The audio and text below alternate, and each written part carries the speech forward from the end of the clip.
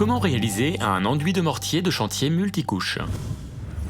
L'enduit de mortier de chantier multicouche est une technique de maçonnerie traditionnelle permettant d'apporter une protection et une finition à tout type de support. Sa mise en œuvre nécessite de respecter un process de réalisation bien défini pour en assurer sa résistance. Il est composé de 3 couches de mortier spécifiques. La première, le gobetit d'accrochage. Il assure une bonne adhérence des couches d'enduit en évitant des effets indésirables, dus notamment à une maçonnerie hétérogène, des joints irréguliers, ainsi que des variations de porosité des matériaux. La deuxième, le corps d'enduit. Cette couche, par son épaisseur, assure la planéité et l'essentiel de la fonction d'imperméabilisation de l'enduit. Et enfin, la couche de finition. La règle du dosage dégressif est appliquée aux mortiers des différentes couches. Le dosage en liant des mortiers sera donc plus élevé pour le gobetit et moins élevé pour la couche de finition. Les dosages et types de liants à utiliser en fonction des types de supports sont définis dans le DTU 26.1. En plus de la caisse à outils traditionnelle, il nous faut une bétonnière ou une machine à projeter adaptée, des règles métalliques lisses écrantées, des règles en bois chanfreinées et des chevillettes. Côté matériaux, on vérifie que tout est bien sur le chantier. Des équipements de protection, du sable 04, du sable de finition, du ciment, de la chaux. Pour votre sécurité, n'oubliez pas les gants, le casque, les lunettes, les protections auditives et les chaussures de sécurité. Première étape, réception et préparation du support. Le support destiné à recevoir l'enduit doit être propre, sain et ne doit pas présenter de produits pouvant nuire à l'adhérence de l'enduit. Dans le cas d'une maçonnerie récente, vérifiez sa conformité au DTU 20.1. Au besoin, faites corriger. Protégez l'ensemble des huisseries, de la zinguerie et du sol. Posez une règle d'arrêt sur le haut et le bas du mur au besoin. Si votre chantier le nécessite, posez des renforts d'armature et des renforts de joints sur les coffres de volets roulants selon l'avis technique. Deuxième étape, les conditions climatiques.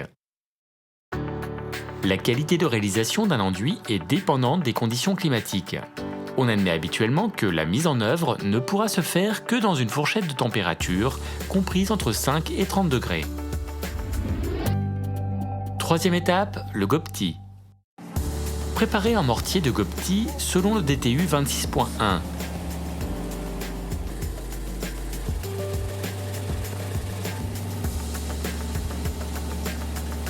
Adaptez la quantité d'eau selon la plasticité désirée. Humidifiez le support au fur et à mesure de l'avancement. Appliquez le gobetit sans surcharge sur une épaisseur de 1 à 5 mm, au jeté à la truelle ou bien par projection mécanique. Raclez le surplus à la règle. Vous devez obtenir une surface rugueuse afin de faciliter l'adhérence de la couche supérieure. Recommencez l'humidification, puis l'application du gobetit sur toute la surface du support. Au besoin, incorporez des renforts d'armature métallique ou en fibre de verre à la jonction des différents matériaux ou au niveau des planelles de plancher. Laissez la couche de mortier sécher pendant 2 à 7 jours selon les conditions climatiques. Quatrième étape, le corps d'enduit. Après le durcissement du gobetit, vous pouvez appliquer le corps d'enduit. Fixez au besoin des règles le long des arrêts de la façade. À l'aide de cales, laissez un jour entre les règles et la façade correspondant à l'épaisseur d'enduit souhaitée.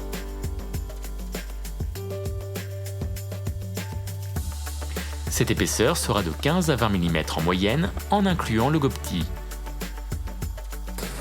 Préparez le mortier d'enduit selon les recommandations du DTU 26.1. Appliquez le mortier en une passe ou 2 passes, frais sur frais, suivant l'épaisseur. Dressez l'enduit à la règle crantée en suivant les repères d'épaisseur apportés par les règles chanfreinées ou bien les éléments de façade. Croisez régulièrement les passages de règles afin de combler les différences d'épaisseur.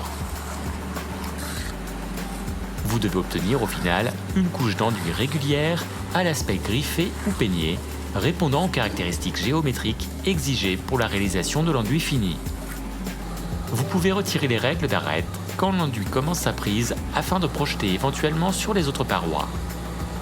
nettoyez au besoin l'ouvrage. Laissez sécher le corps d'enduit pendant une durée supérieure à 7 jours et dépendant des conditions climatiques. Cinquième étape, l'enduit de finition.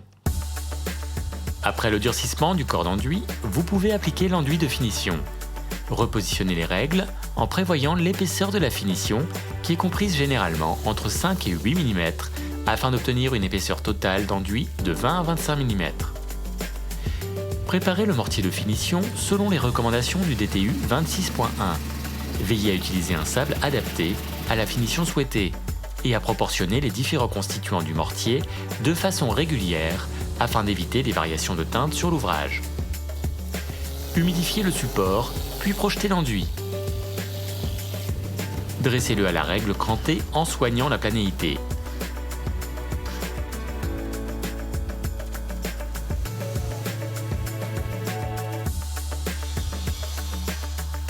Serrez-le, puis lissez-le.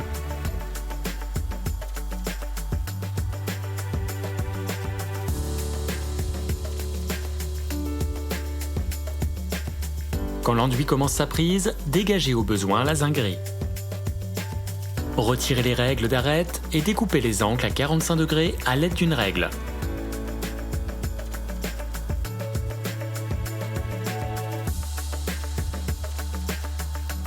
Vous pouvez maintenant appliquer le type de finition souhaité selon les dispositions du marché.